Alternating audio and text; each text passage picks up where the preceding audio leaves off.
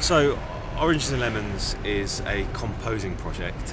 The aim of it is to record every single bell in every single tower, church tower mentioned in the nursery rhyme Oranges and Lemons.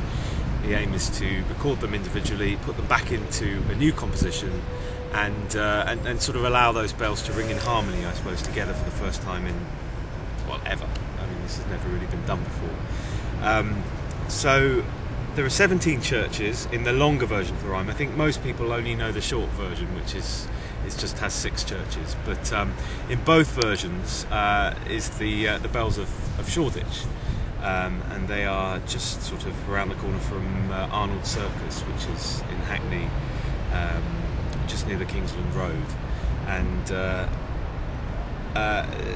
they're a very famous set of bells, really, and a very beautiful set of bells, renowned sort of around London for being a really nice set. I think they ring in E flat major, I think, and there's 12 of them, and they all have names, which is quite nice because it sort of humanises the bells. They're all called things like Dunstans and Tom. And the belfry at St Leonards Church in Shoreditch is it's a bit like being in the sort of the basement of a ship. It's all metal walkways and very beautiful belfry, and the bells just look astonishing. They sound brilliant. So the idea is, you can hear just now we're at St Martin in the fields, and that's the bells. I've recorded those bells. It's quite weird to hear them.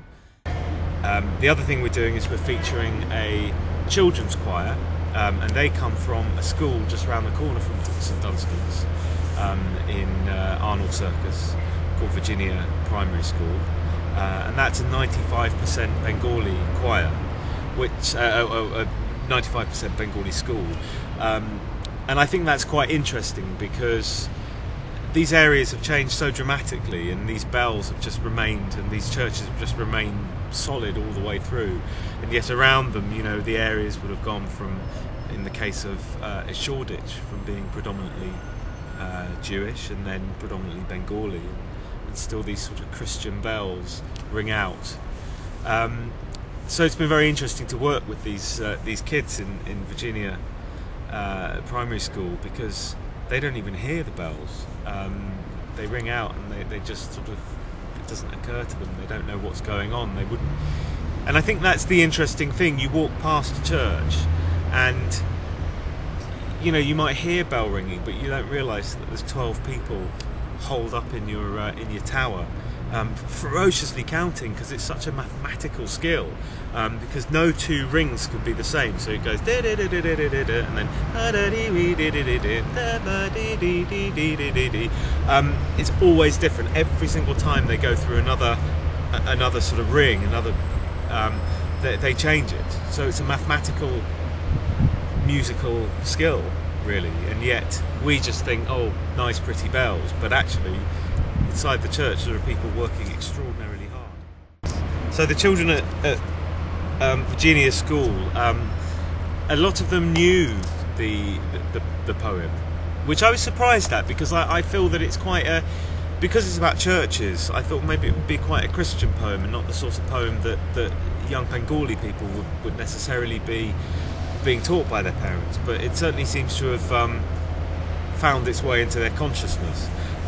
What I did find slightly upsetting, really, was that the kids, they were quite terrified at some of the lines from the poem. All that stuff about "here comes a chopper to chop off your head." It's quite a gruesome poem, really, in the tradition of all English, you know, sort of nursery rhymes and things. They're always horribly gruesome. And one of the kids came up to me yesterday and said, "I had a dream last night, I had a nightmare that somebody chopped my head off." And I thought, oh dear, what am I bringing to these poor children? You know, I'm traumatising them with thoughts of oranges and lemons and having their heads chopped off. So with any luck, I won't traumatise too many of them, and I think a lot of them secretly quite like it.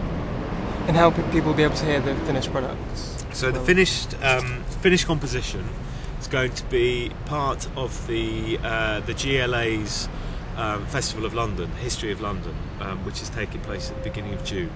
What we're hoping to do is a sort of walking tour where people can come and have a look at some of these churches and maybe end up in one of the churches, and then we'll play the composition to them all.